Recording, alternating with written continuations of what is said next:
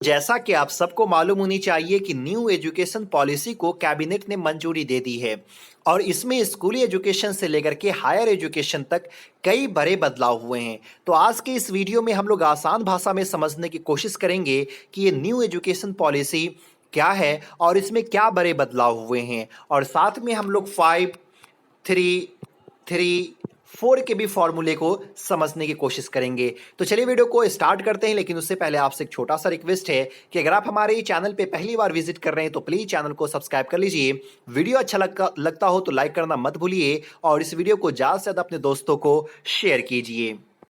तो चलिए सबसे पहले हम लोग समझने की कोशिश करते हैं कि ये 5, 3, 3, 4 का क्या फॉर्मूला है। बहुत सारे स्टूडेंट कमेंट कर रहे थे, मैसेज कर रहे थे कि सर ये 5, 3, 3, 4 का क्या फॉर्मूला है। तो चलिए इसको हम लोग आसान भाषा में समझने की कोशिश करते हैं। तो देखिए अभी जो स्कूली एजुकेशन को जो डिवाइड किया गया वो 4 स्टेज में डिवाइड किया गया हुआ है। पहला जो हम लोग 1 से लेकर के 5 तक जो क्लास अटेंड करते हैं, प्राइमरी। दूसरा है कि 6 से लेकर के जो 8 तक क्लास चलती है उसको हम लोग मिडिल कहते हैं। और तीसरा जो है वो 9 से लेकर के 10 तक जो क्लास चलती है उसको हम लोग क्या कहते हैं, हाई कहते हैं या सेकेंडरी भी कहते हैं। और चौथा जो है वो सीनियर सेकेंडरी है, या फिर इसको हम लोग 10+2 भी कहते हैं। और इसमें 11 से लेकर के 12 तक क्लास चलती है, यानी कि 11th और 12th क्लास चलती है। तो न्यू पॉलिसी में जो इस स्टेज को हटा दिया गया हुआ है, यानी कि सीनियर सेकेंडरी जो स्टेज है इसको हटाया गया हुआ, यानी कि 10+2 को हटा दिया है। अब चलिए थोड़ा सा आसान भाषा में हम लोग समझने की कोशिश करते हैं कि अब जो है ये तो आप समझिए खत्म हो गया। अब आपको ये देखने को मिलेगा। तो ये जो 5, 3, 3 + 4 का फॉर्मूला है ये क्या है। तो देखिए अब जो नई पॉलिसी जारी होगी, जो लागू किया जाएगा, तो इसमें भी आपको स्कूली एजुकेशन जो 4 स्टेज में डिवाइड होंगे। पहला कौन सा है, तो पहला है फाउंडेशनल स्टेज है। अब फाउंडेशनल स्टेज में कौन कौन से क्लास होंगे, तो चलिए उसको देख लेते हैं। 3 years ऑफ आंगनवाड़ी और pre school followed by classes 1 to 2, यानी कि अब इसमें फाउंडेशनल स्टेज में जो है प्री स्कूल आपको देखने को मिल जाएगा, यानी कि आंगनवाड़ी वाला जो स्कूल होता है इसमें आपको नर्सरी, एलकेजी, यूकेजी और साथ में फाउंडेशनल स्टेज में ही आपको जो है सो 1 से लेकर के 2 तक के क्लास जो है सो आ जाएंगे। तो फाउंडेशनल स्टेज जो है वो कहाँ तक है, 2 क्लास तक है। ये बातें आप लोग याद रखिएगा, यानी कि इसमें फाउंडेशनल स्टेज में टोटल कितने साल लगेंगे, 5 साल लगेंगे। आपको ये प्री स्कूल में 3 साल, यानी कि नर्सरी, एलकेजी और यूकेजी, तो 3 साल ये हो गए, और 1 और 2 ये 2 साल हो गए, यानी कि 5 साल। तो ये आपको 5 का ये फॉर्मूला हुआ, यानी कि फाउंडेशनल स्टेज जो होगा वो 5 साल का होगा। उसके बाद दूसरा आता है प्री पैरेटरी स्टेज आता है, और ये स्टेज जो आपको होगा वो कितने साल का होगा, 3 साल का होगा। है कि नहीं, 3 साल का ये स्टेज होगा, यानी कि 3 to 5 तक के जो क्लासेस होगी उसको जैसे प्री पैरेटरी स्टेज में रखा जाएगा। और इसमें 3 क्लास है, तीसरा, चौथा और पांचवा, यानी कि इसमें आपको प्री प्रायोरिटी स्टेज में 3 साल लगने वाला है। तो यहाँ पे ये 3 का फॉर्मूला आया, यानी कि 5, 3 आप समझ गए। उसके बाद आता है मिडिल स्टेज, और मिडिल स्टेज में भी 3 क्लास को रखा गया हुआ, यानी कि 6 से लेकर के 8 तक के क्लास को जैसे मिडिल स्टेज में रखा गया है। इसमें भी आपको ये जो स्टेज है ये भी स्टेज 3 साल का है, तो इसलिए यहाँ पे 3 का ये फॉर्मूला दिया गया। अब जो चौथा सबसे बड़ा स्टेज है इसी में आपको बदलाव हुआ है, जिस स्टेज को सेकेंडरी स्टेज जो है सो नाम दिया गया हुआ है। और इस स्टेज में आपको जो है सो कितने साल लगेंगे, 4 साल लगेंगे, 9th, 10th, 11th और 12th। अभी ये बटा हुआ था, है कि नहीं, ये हाई सेकेंडरी और फिर किस में बटा हुआ था, सीनियर सेकेंडरी में बटा हुआ था। लेकिन दोनों को मिक्स कर दिया गया हुआ और सेकेंडरी स्टेज में जो सो दे दिया गया, और सबसे बड़ा बदलाव जो है सो इसी स्टेज में किया गया हुआ है। तो उम्मीद करते हैं कि इसको आप लोग समझ गए होंगे, यानी कि फाउंडेशनल स्टेज में कितने साल लगने वाला है, 5 साल लगने वाला है। प्री प्रायोरिटी स्टेज में 3 साल लगने वाला है। मिडिल स्टेज में आपको 3 साल लगने वाला है, और सेकेंडरी स्टेज में कितने साल लगने वाला है, 4 साल लगने वाला है। अब चलिए हम लोग जानते हैं कि एक एक करके जानने की कोशिश करते हैं कि इन सारे स्टेज में क्या बड़े बदलाव हुए हैं, उसको जो है सो हम लोग देख लेते हैं। तो सबसे पहले बात आपको ये याद रखना है कि मानव संसाधन विकास मंत्रालय जिसको अभी तक हम लोग जानते थे, इसके नाम को बदल कर करके शिक्षा मंत्रालय जो है सो कर दिया गया है। हालांकि 1985 तक, लेकिन 1985 तक जो है शिक्षा मंत्रालय ही चलता था, लेकिन 1986 में जब आपको न्यू पॉलिसी आया था तो उस समय शिक्षा मंत्रालय को बदल कर करके मानव संसाधन विकास मंत्रालय जो है सो कर दिया गया था। लेकिन एक बार फिर से मानव संसाधन विकास मंत्रालय को बदल करके शिक्षा मंत्रालय कर दिया गया है। अब चलिए समझते हैं कि इस पॉलिसी में जो सबसे बड़ा बदलाव है और स्टूडेंट को जो फायदा होगा वो ये है कि 10वीं और 12वीं की बोर्ड परीक्षा आसान होगी। बहुत ही आसान किया जाएगा, सिलेबस को जो है सो कम कर दिया जाएगा। यानी कि स्टूडेंट पे जो बहुत बोझ होता है पढ़ने का, बोर्ड एग्जाम में जो है सो मार्क्स लाने का, उसमें जो है सो बहुत ही ज़्यादा फायदा और बहुत ही ज़्यादा सुकून देने वाला एक ये पैटर्न जो है सो होगा। अब यहाँ पे देखिए, सिलेबस तो कम होगा ही, परीक्षा आसान होगा ही। अब इसमें क्या है, तो सबसे पहले बोर्ड परीक्षाओं के महत्व को कम कर दिए जाएंगे। जो बोर्ड परीक्षा है ना, कि बच्चे जाते हैं, एक साल तैयारी करते हैं, 10th में जो है सो अपियर हुए, फिर 12th में गए, एग्जाम दिए, उसमें अपियर हुए, और वो एक ही एग्जाम में जितना मार्क्स आया ना, उसी से बच्चे को जो है सो रिजल्ट जारी किया जाता है। अगर उस एग्जाम में बच्चे अच्छे से तैयारी किए तो मार्क्स जो उसका 80% आया, 70% आया, जो भी है, बच्चे को उसी के लिए जाने जाते हैं। लेकिन नहीं, अब जो है इस बोर्ड परीक्षा के महत्व को जो है सो कम किया जाएगा। इसका मतलब यह है कि अब साल में जो है सो 2 परीक्षाएं जो है सो ली जाएगी, और कई सारे जो है सो परीक्षाएं होंगी, और सबका मार्क्स मिला करके जो है सो फाइनल रिजल्ट जो है सो जारी किया जाएगा। यही नहीं, जो क्वेश्चन अब होंगे बोर्ड एग्जाम में, वो जो है सो 2 हिस्से में बटे होंगे, ऑब्जेक्टिव और सब्जेक्टिव, जो बिहार बोर्ड में पहले से ही चलता आ रहा है, और भी कई सारे बोर्ड में है जो चलता आ रहा है। लेकिन क्वेश्चन जो होगा, क्वेश्चन का पैटर्न जो होगा, वो बहुत ही सिंपल होगा, और रट्टा मारने वाला पैटर्न जो है सो अब बहुत ही कम होगा। तो ये बहुत बड़ी खुशखबरी है उन स्टूडेंट के लिए जो आने वाले साल में जो है सो 10th या 12th की परीक्षा देने वाले हैं। कि नहीं, सिलेबस कम होगा, एक नया ही सिलेबस आएगा, एक नया पैटर्न ही आएगा, और साथ में बोर्ड का जो एक परीक्षा का जो दबाव होता है वो बहुत ही कम होगा, उसका प्रेशर बच्चों पे बहुत ही कम होगा। अब यही नहीं, आप सब अभी जानते होंगे कि बच्चे 10th करते हैं, 10th के बाद जाते हैं 11th में, 12th में, और उसके बाद जो है सो नया नया सब्जेक्ट बच्चों के सामने में आता है। 10th करने के बाद कोई कहता है मैं आर्ट्स लूंगा, कोई कहता है मैं साइंस लूंगा, कोई कहता है कॉमर्स लूंगा, और कॉमर्स एक नया सब्जेक्ट बच्चों के लिए होता है। लेकिन अब यहाँ पे इस पॉलिसी के तहत जितनी हो सके उतनी कोशिश की गई है कि अब इसमें अंतर को कम किया जाए। ये नहीं कि साइंस, कॉमर्स, आर्ट्स, यानी कि 9वीं और 12वीं के बीच छात्रों को विषय चुनने की आज़ादी रहेगी। साइंस और गणित के साथ बच्चे फैशन डिजाइनिंग भी पढ़ने की आज़ादी रहेगी।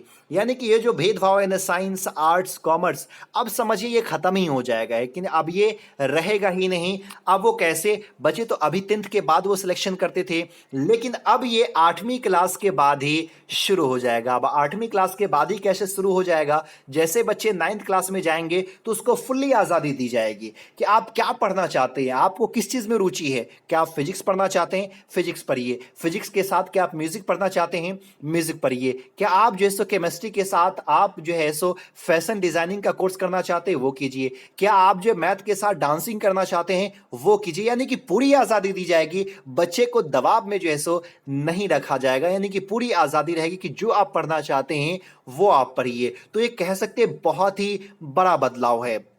तो ये एक बहुत ही बड़ा बदलाव जो है सो किया गया है। अब चलिए आगे जानते हैं कि ये न्यू एजुकेशन पॉलिसी जो है, इसमें और क्या बड़े बदलाव हुए हैं। तो नई शिक्षा नीति के तहत स्कूल के बच्चों की परफॉर्मेंस का आकलन करने के लिए कई बदलाव किए गए हैं। अब यहाँ पे देखिए, जो बच्चे के रिकॉर्ड होते हैं, जो परफॉर्मेंस रिकॉर्ड होते हैं, और वो कैसा है उसके आकलन करने के लिए बहुत बदलाव किया गया। अब इसमें क्या बदलाव किया गया कि बच्चों का प्रदर्शन कैसा है, इसको अब 3 स्टेज पे जैसे परखा जाएगा। बहुत ही इंटरेस्टिंग ये बदलाव है।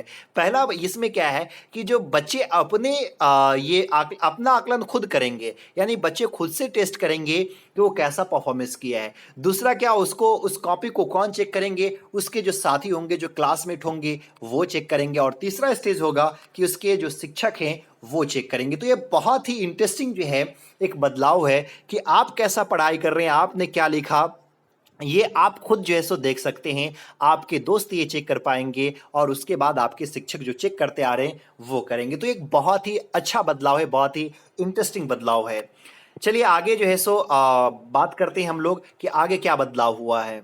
तो ये जो अभी हम लोग बात कर रहे थे वो 9 से लेकर के 12 तक में कितने मुख्य बदलाव हुए हैं, तो इन चीज को हम लोग समझने की कोशिश कर रहे थे। अब हम लोग जानते हैं कि कॉलेज एजुकेशन पे चलते हैं कि कॉलेज एजुकेशन में क्या प्रमुख बदलाव हुआ, यानी कि 12th के बाद। तो 12th के बाद भी जो है सो कह सकते हैं बहुत ही ज़्यादा बदलाव हुआ है। आप लोग अब जब जाएंगे, अभी 12th में जब जाएंगे आप लोग, तो शायद इस न्यू पॉलिसी के तहत ही आप लोग को जो है सो पढ़ना पड़ सके। अभी तक क्या होता था कि बच्चे पढ़ाई कर रहे हैं, है ना, ग्रेजुएशन में एडमिशन लिए, तो उनको ग्रेजुएशन में 3 साल का ये कोर्स होता था, 3 साल उसको पढ़ना होता था। लेकिन अब इस कोर्स में बदलाव कुछ किया गया है कि आप 3 साल का भी ग्रेजुएशन कर सकते हैं, 4 साल का भी ग्रेजुएशन कर सकते हैं। यही नहीं, आप 1 साल भी, 2 साल भी जो है सो पढ़ करके उस कोर्स को खत्म कर सकते हैं। लेकिन जो ये ग्रेजुएशन कोर्स है वो 3 साल और 4 साल का होगा। अब ये 3 साल का क्या मतलब है और 4 साल का क्या मतलब है, उसको भी हम लोग थोड़ा सा समझने की कोशिश करते हैं। ग्रेजुएशन में 4 साल की डिग्री, मल्टीपल एंट्री और एग्जिट सिस्टम, 3 साल की ये होंगे, ये सिस्टम जो होंगे। 3 साल की डिग्री उन छात्रों के लिए है जिन्हें हायर एजुकेशन नहीं लेना है, यानी कि कोई स्टूडेंट ये चाहता है कि नहीं हमको अब नौकरी लेनी है, हमको जो है सो यूपीएससी बीपीएससी की तैयारी करनी है, तो वो स्टूडेंट 3 साल ही ये ग्रेजुएशन का कोर्स करके खत्म कर लेंगे, उनको जो है सो डिग्री मिल जाएगी ना 3 साल। लेकिन कोई स्टूडेंट ये सोचते हैं कि नहीं हमको हायर एजुकेशन लेना, हमको पीएचडी करना है, तो वो स्टूडेंट इस ग्रेजुएशन को कितने साल बढ़ा सकते हैं, 4 साल बढ़ा सकते हैं ना, 4 साल का होगा। यही नहीं, अब होता है क्या है कि कोई स्टूडेंट ग्रेजुएशन में एडमिशन लिया, वो पढ़ाई कर रहा है, 1 साल पढ़ाई किया और फिर मन करता है कि नहीं चलो भाई इस आपको छोड़ देते हैं इस पढ़ाई को, है कि नहीं, मन भर गया कुछ और किया जाए। वो जाता है 1-2 साल, अब कुछ भी किया, उस पढ़ाई को छोड़ दिया। तो अभी तक क्या होता था कि अगर आप 1-2 साल पढ़ाई छोड़ देते हैं, फिर से आपको एडमिशन लेकर के फिर से पढ़ाई करना पड़ता था। लेकिन अब ऐसा नहीं होगा। 1 साल आपने पढ़ाई कर लिया, ठीक है, आप कहीं भी जाना हो जाइए। अब 1 साल के बाद जब आ रहे हैं, 2 साल के बाद आ रहे हैं, 3 साल के बाद आ रहे हैं, फिर से आप पढ़ाई जारी रखना चाहते हैं, तो ये जो 1 साल आप कंप्लीट कर चुके हैं, आपको कहां से आप कंटिन्यू करेंगे, सेकेंड ईयर से आप लोग जो है कंटिन्यू करेंगे। और ये सारे क्रेडिट्स जो होंगे, ये सारे रिकॉर्ड जो होंगे, वो डीजी लॉकर में मौजूद होगा। तो यानी कि बहुत ही अच्छा बदलाव किया गया कि भाई पढ़ते पढ़ते मन थक गया है, अब 1 साल जो इसको जॉब करना, कुछ आराम करना है, जाओ, आपका पढ़ाई कंटिन्यू रहेगा, फिर आओ वहीं से आपको पढ़ाई जो कंटिन्यू करते। एक बहुत ही अच्छा बदलाव जो कह सकते हैं कि किया गया है। और एमए का जो ये कोर्सेज है उसको 2 साल से घटा करके कितने साल कर दिया गया है, 1 साल जो है सो कर दिया गया है।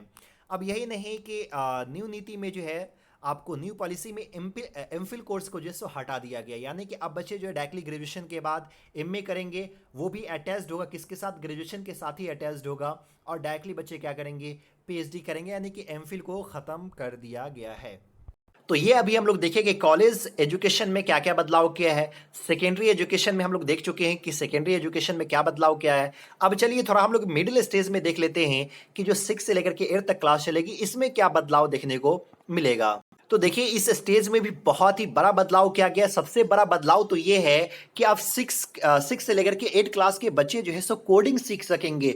बहुत ही बड़ा बदलाव कह सकते हैं। बच्चे कोडिंग के लिए कॉलेज में जाते थे, यूनिवर्सिटी में जाते थे कोडिंग सीखने के लिए, लेकिन अब बदलते ज़माने को देखते हुए जो है सो कोडिंग जो है सो अब 6 क्लास से ही सिखाया जाएगा, ताकि बच्चे के अंदर कोई स्किल जो है सो पैदा हो सके। यही नहीं, 6 से 8 तक के क्लास में आप समझिए कि प्रैक्टिकल नॉलेज दिया जाएगा।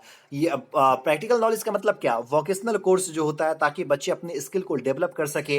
कि जैसे कि आप कोई काम, कुछ पढ़ाई कर रहे हैं, उस पढ़ाई का आपको प्रैक्टिकल करके जो है सो दिखाया जाएगा। कहीं पे आपको कपड़ा धोने का, लॉन्ड्री हो, वहाँ पे ले जाकर के प्रैक्टिकल करवाया जाएगा। यानी कि प्रैक्टिकल के साथ जो है सो आपको ये क्लास चलने वाला है। चाइना में क्या है, ये चाइना में यही होता है कि बच्चे को शुरुआत से ही प्रैक्टिकल दिया जाता है। कोई चीज़ की पढ़ाई हुई और उसके बाद जो उसको किसी कंपनी में भेज दिया गया और वहाँ पे जो उसको प्रैक्टिकल काम करवाया जाता है, ताकि बच्चे जो पढ़े ना उसको जो है सो प्रैक्टिकल कर सके, लेकिन उसको देख सके। अब जो है सो आप पढ़े बल्ब के बारे में सारी चीज़ जान गए, लेकिन उसका प्रैक्टिकल आप किए ही नहीं है, तो शायद वो जानने कोई फ़ायदा नहीं है जब तक आप प्रैक्टिकल नहीं किए। तो ये प्रैक्टिकल जो है सो इस में होने वाला मिडिल स्टेज में जो है।